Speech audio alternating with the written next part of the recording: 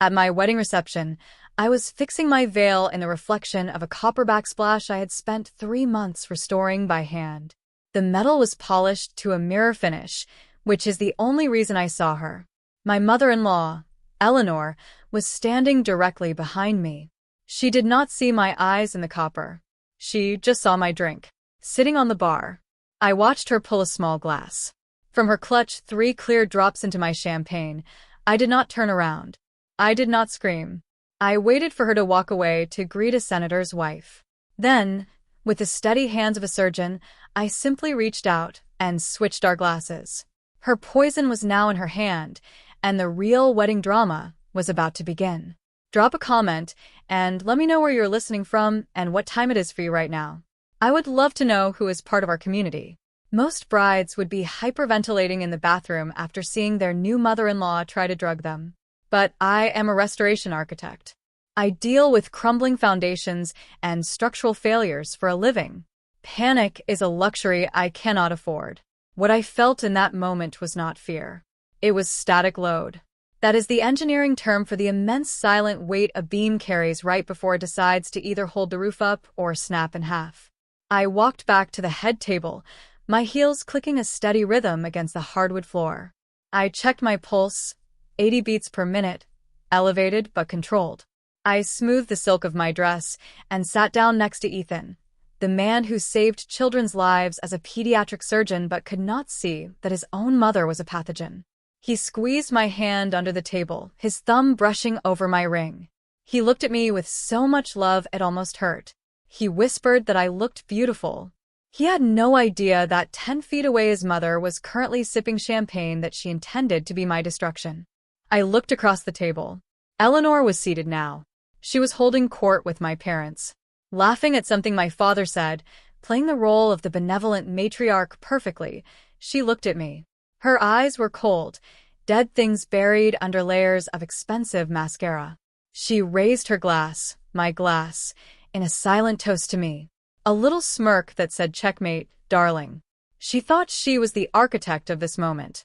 She thought I was just some lucky girl who had stumbled into her dynasty, a problem to be solved with a checkbook or a vial of chemicals. I picked up my water glass. My hand did not shake. I took a slow, deliberate sip. The water was cold. It tasted like clarity. I watched Eleanor take another drink of the champagne.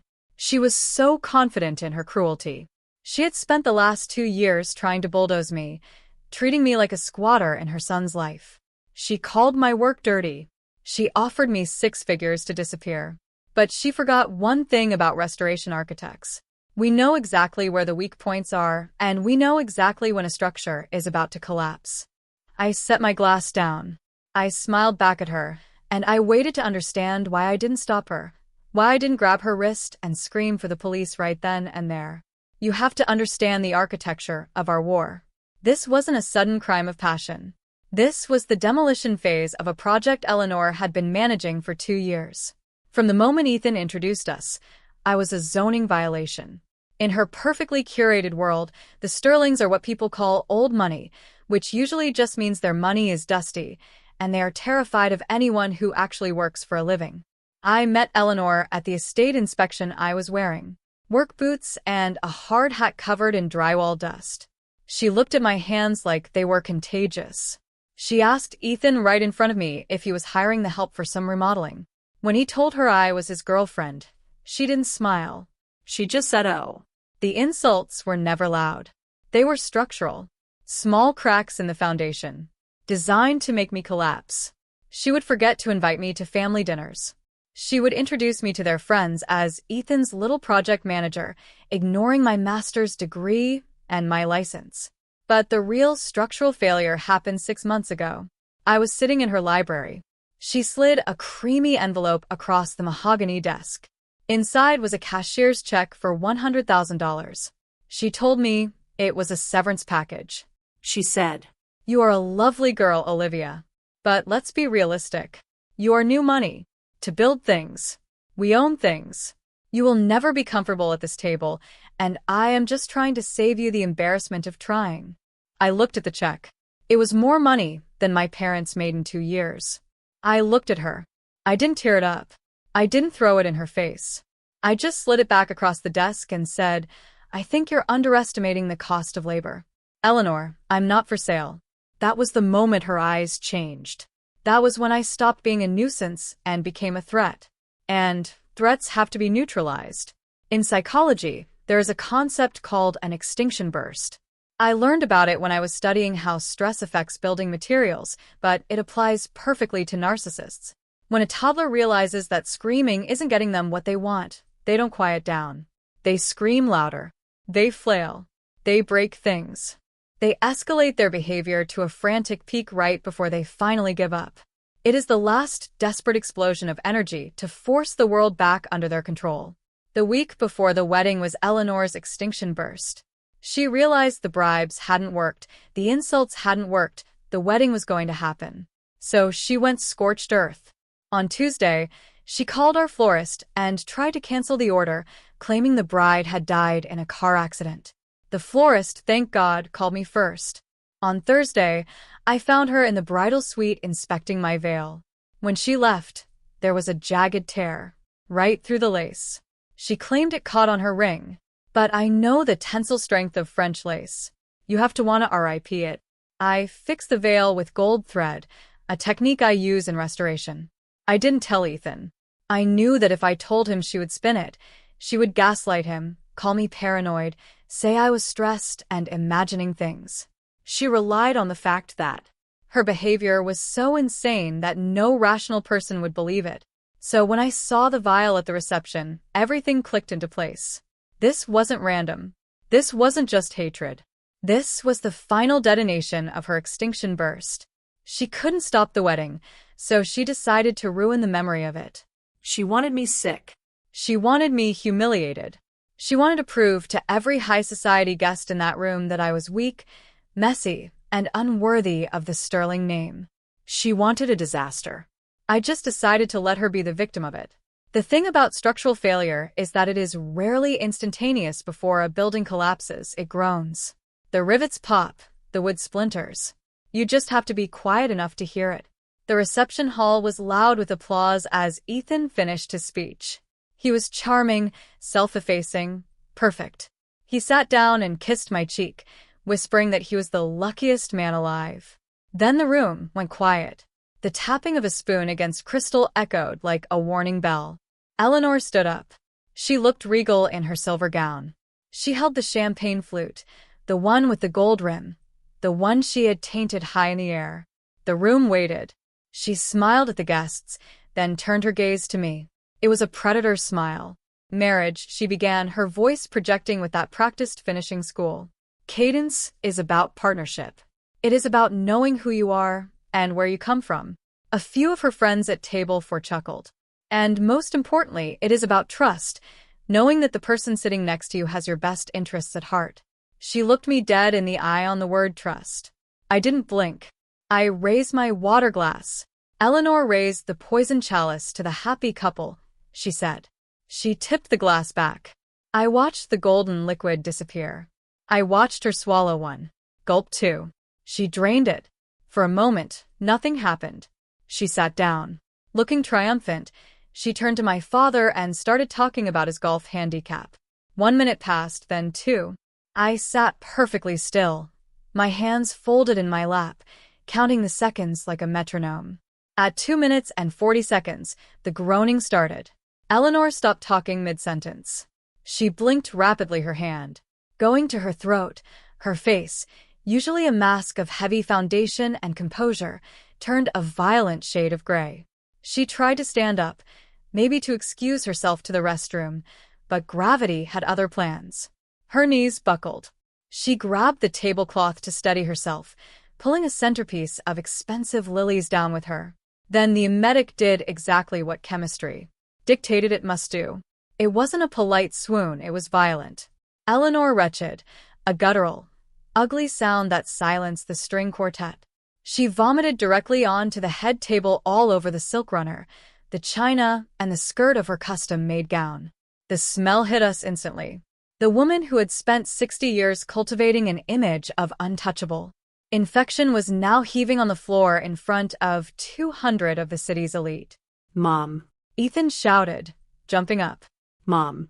She looked up at him, eyes wide and unfocused, gasping for air. I don't, she slurred. I don't feel. She collapsed sideways into the mess she had made the room, erupted into chaos. But I stayed seated for 1 second longer, watching the ruin. It was ugly, it was tragic, and it was exactly what she had ordered for me. In a crisis, most people panic. As the guests screamed and crowded around, I stood up and took charge. I told the DJ to cut the music. I directed the coordinator to clear a path for the paramedics. Ethan was on the floor with her, checking her vitals, his surgeon training kicking in. He was shouting commands, pulse thready, airways clear, pupils dilated. The paramedics arrived in 4 minutes. They loaded Eleanor onto the stretcher. She was barely conscious, moaning something incoherent as they lifted her. Her beaded clutch bag, which had been resting on her lap, slid off and hit the floor. The clasp snapped open. Contents spilled across the hardwood, a lipstick, a compact mirror, and a small empty glass vial. Ethan sighed. He froze, but that wasn't the smoking gun. Next to the vial was a piece of heavy cream-colored stationery folded into a square.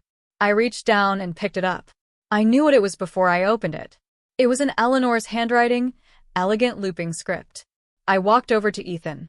He was staring at the vial, his face pale. Ethan, I said. My voice was low, cutting through the noise. Read this. He looked at me, confused, then took the paper.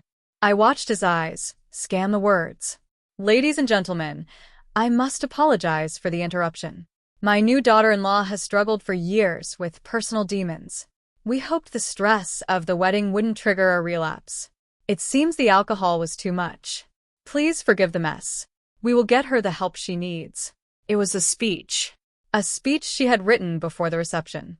She hadn't just planned to make me sick. She had planned the narrative of my destruction. She was going to frame my poisoning as a drunken bulimic breakdown. She was going to take the microphone. While I was vomiting and destroying my reputation forever, I saw the change happen in Ethan's face. It is a rare thing to watch a man become an orphan while his mother is still alive. The concern vanished. The panic vanished. His eyes went cold. He looked at the note, then at the vial, then at the woman on the stretcher. He finally saw the architecture of the trap. He realized that the monster wasn't under the bed. She was the one who had tucked him in. He folded the note and put it in his pocket. He didn't look at me, he looked at the paramedic. She didn't have a stroke. Ethan said. His voice sounded like grinding metal. She ingested an emetic and a sedative. Check her bag for the vial and call the police. The hospital smelled like antiseptic and bad decisions. Eleanor was stabilized in a private room. The drugs flushed from her system. But the legal toxicity was just beginning. The police were waiting in the hallway. Officer Cardona, a man who looked like he had seen enough family dramas to last 10 lifetimes, was taking my statement. I didn't need to be emotional. I just needed to be efficient. I pulled up the file on my phone while the paramedics were loading Eleanor. I had texted the venue manager because I had restored the Sterling estate. I knew exactly where the blind spots were, and I knew exactly where the 4K security camera behind the bar was angled. I had the footage in my inbox before the ambulance reached the hospital. I showed the officer the video timestamped 2:47 p.m. Eleanor looks around. She pulls the vial. She drops the poison. It was high-definition proof of a felony. Ethan walked out of Eleanor's room. He looked 10 years older than he had that morning. He walked past me, past his father, who was sitting with his head in his hands, and went straight to the officer. My mother is awake, Ethan said. His voice was clinical, detached. She wants to make a statement. Did she confess? The officer asked. Ethan laughed, a dry, humorless sound. No, she told me she did it to save me. She said Olivia was a gold digger who was ruining the Sterling bloodline. She said I would thank her one day. I watched Ethan. This was the moment the cord was either going to snap or it was going to strangle us. Eleanor had played her final card, the mother knows best defense. She was banking on 30 years of guilt and obligation to make him drop the charges. Ethan reached into his tuxedo pocket and pulled out the cream-colored stationery. The pre-written apology speech. The evidence of premeditation. Officer Ethan said, handing over the paper. My mother didn't just try to assault my wife. She planned a character assassination. She wrote this before the reception started. This proves intent. Ethan, don't, his father whispered from the chair. She's your mother. Ethan turned to his father. No, he said. She's a criminal, and if you pay for her lawyer, you're an accomplice. He turned back to the officer. I am pressing charges, and I am requesting an immediate restraining order for myself and my wife. I watched him sign the statement. It was the most romantic thing had ever seen. He didn't just choose me, he amputated the limb that was killing us. He cut her off with the precision of a surgeon removing a tumor. There were no tears, just the sound of a pen on paper finalizing the divorce between a son and his toxic origin. It has been 12 months since the wedding. Eleanor is currently serving a 24-month sentence for aggravated assault and reckless endangerment. Her lawyer tried to argue diminished capacity, but the pre-written note destroyed that defense. You can't claim temporary insanity when you drafted a press release about it 3 days in advance. Ethan and I didn't move into the estate. We bought a fixer-upper on the other side of the city. It has good bones, but it needs work. Just like us. I'm sitting at our kitchen table working on a bowl I broke last week. It's a Japanese technique called kintsugi. You don't hide the cracks, you fill them with a lacquer mixed with powdered gold. The philosophy is that the piece is more beautiful for having been broken. The break is where the strength is. For a long time, I thought a perfect marriage meant no conflict. I thought it meant smooth surfaces and easy days. But Eleanor taught me something valuable. She tried to shatter us. She tried to find the stress points and hammer them until we crumbled. But she miscalculated the materials. When we sat in that hospital waiting room, watching the police lead her away in handcuffs, Ethan and I didn't fall apart. We fused. The trauma didn't leave a scar. It left a seam of gold. We trust each other with a depth that most couples never reach because they are never tested. I know with absolute certainty that he will choose me, and he knows that I will see the threats he is blind to. I finished the bowl. The gold lines catch the afternoon sun shining brighter than the original ceramic ever did. It is imperfect, it is jagged, and it is unbreakable. If you believe that toxic family members don't deserve a seat at your table, hit that like button and share the story. And tell me in the comments, what's the pettiest thing a relative has ever done at a wedding you attended?